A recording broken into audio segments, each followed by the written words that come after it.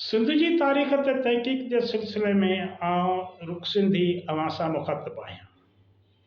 अॼु पाण सिंधू माथिरी ते आर्यनि वारे नानिहाद हमले बाबति वधीक ॻाल्हि ॿोल कंदासीं ऐं इहो ॿुधाईंदासीं त जॾहिं आर्यनि जो को वजूद ई न हो, उन करे छा थो थिए त आर्यनि जे असुल वतन बाबति माहिरनि में इख़्तिलाफ़ पैदा थियनि था। दुनिया जे मुख़्तलिफ़ मुल्क जे माहिरनि पंहिंजी पंहिंजी दावा कई। के चवनि त असांजे मुल्क जा हुआ, के चवनि हिन मुल्क जा न हुन मुल्क जा हुया। जेके हुया ई कोन त पोइ उन्हनि जो वतन कीअं तव्हां ॻोल्हे सघंदो। हीउ तमामु इंतिहाई अहम मौज़ू आहे त सिंधू माथिरी ते आर्यनि जे हमले वारी थ्योरी कीअं घड़ी वई गुज़िरियल 4-5 वीडियोज़ में मुख़्तलिफ़ मामले जे मुख़्तलिफ़ हिन मफ़रूज़ जे मुख़्तलिफ़ रुखनि ते पाण ॻाल्हि ॿोल कई आहे। इहा बि ॿुधायो त लंडन में कहिड़ी गुजी गॾिजाणी थी, उते छा तइ कयो वियो। जिन दोस्तनि उहे वीडियोज़ न ॿुधियूं आहिनि उन्हनि खे गुज़ारिश आहे त उहे हीउ सॼो सिलसिलो ॿुधनि, जीअं हुननि खे हिन इंडिया ते हुक्मरान बरसगीर ते हुक्मरान अंग्रेज़नि जे असुली चहिरो मकरू चहिरो साम्हूं अची सघे त हुननि ग़ुलाम क़ौमुनि जे तारीख़ सां कहिड़ी वेसागाती कई। अॼु असां हिन ते ॻाल्हाईंदासीं त आर्यनि जे असुल वतन बाबति माहिरनि में इख़्तिलाफ़ छो पैदा थिया।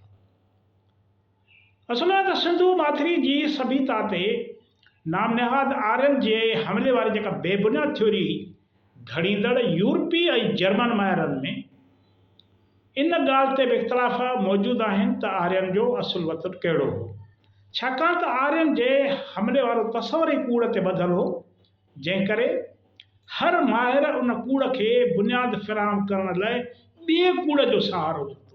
हाणे हिकिड़ो त हुननि कूड़ ॻाल्हायो, हाणे हुनजो वरी उन कूड़ खे सहारो ॾियण लाइ ॿियो कूड़ घड़ियो।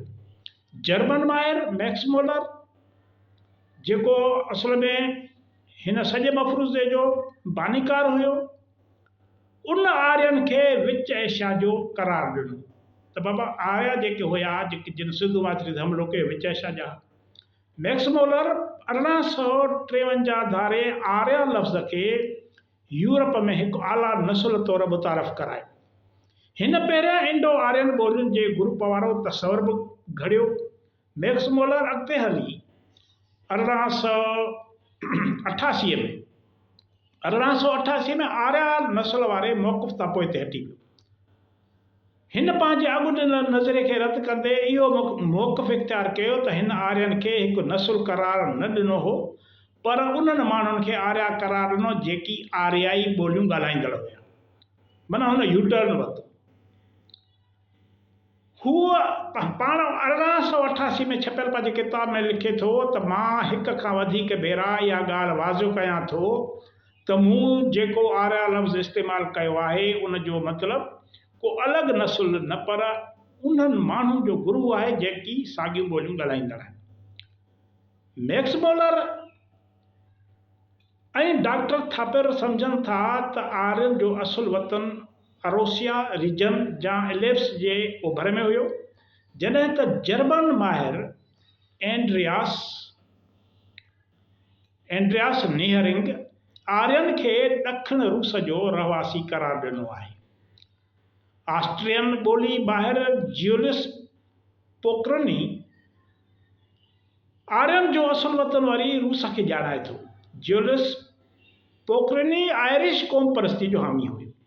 हिन जर्मन यूनिवर्सिटियुनि में प्रोफेसर जे हैसियत सां ज़िम्मेवारी अदा कयूं, जंहिं करे हू आयरिश क़ौम परस्ती समेत जर्मन नस्ल परस्तीअ जे असर हेठि रहियो।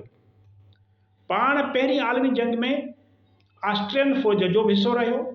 ज्यूलियस पोक्रनी मूजिबि सिंधू माथिरी ते हमिलो कंदड़ आर्या रूस खां आया। ज्यूलियस पोक्रनी ई आॻा टिनि इंडो यूरोपियन ॿोलियुनि जो शुजरो बुनक ईजाद कयो, घड़ियो, जंहिं मूजिबि ॾखण एशिया जूं केतिरियूं ॿोलियूं इंडो यूरोपियन ॿोलियुनि जे हसब नसब में आहिनि हुन जे नज़रिए मुताबिक़। ॿिए तरफ़ ब्रांडस्टेन आर्यनि खे करगेस स्टेपी साबित करण जी कोशिशि थो करे। वरी नाज़ी माहिर नाज़ी जेके माहिर आहिनि जर्मन आर्यन जे नस्ल खे जर्मन करार ॾियनि था।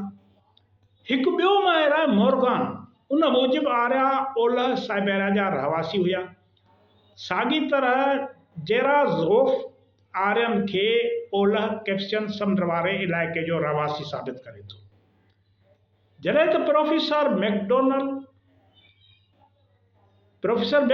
मूजिबि आर्या ओभर यूरोप जा रहवासी हुआ। साॻी तरह डॉक्टर ग्लेक्स मूजिबि आर्या ऑस्ट्रिया या हंगरी जा रहवासी हुआ।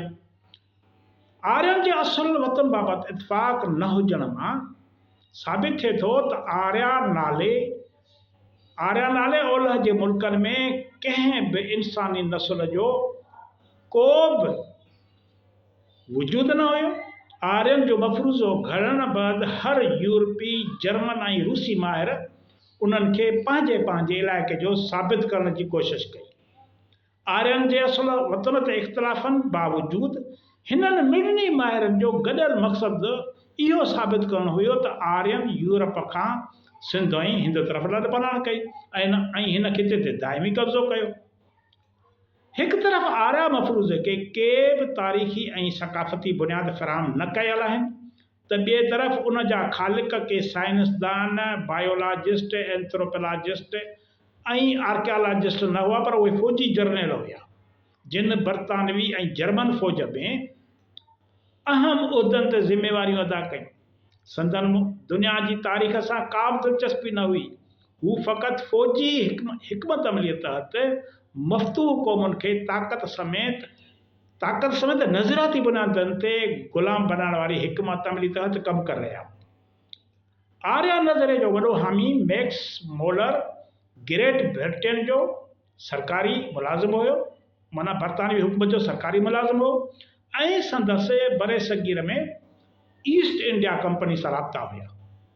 हू हितां जे ॿोलियुनि बाबति तज्ज़ियो ऐं मुतालो करे रहियो हो। हिन तरफ़ां आर्या नस्ल बाबति ॾिनल थ्योरी क़ाबिज़ अंग्रेज़नि जे मुफ़ादनि खे सघ बख़्शणो हुयो, जेके हिते वेठा संदसि। जीअं त मैक्स मोलर पाण जर्मन नस्ल जो हुयो, पर खेसि बरतानिया वॾियूं महिरबानियूं करे अहम उहिदनि ते मुक़ररु कयो, जंहिंजे अहसान तौरु हू बरतानवी कब्ज़े जो वॾो हामी ऐं दिफ़ा कंदड़ रहियो। हिंदुस्तान में बरतानवी बेटकी दौर ते तहक़ीक़ कंदड़ माहिरनि मूजिबि बरतानिया जे हुक्मराननि आर्या नस्ल जे बरसगीर ते हमले वारी बेबुनियाद थ्योरी खे घड़ण लाइ मैक्स मोलर खे 700 पाउंड ॾेई संदसि ख़िदमतूं हासिल कयूं। हुनखे पैसा ॾिननि त बाबा, ही तुंहिंजे पघार आहे या ही तुंहिंजो उजूरो आहे, साबित कर। पोइ हमरा कम खे लॻी वियो। साॻी तरह आर्या मफ़रूज़े जा ॿ वॾा हिमायती लासिन ऐं मैक्स वेबर सख़्तगीर जर्मन नस्ल परस्त ऐं क़ौम परस्त हुआ।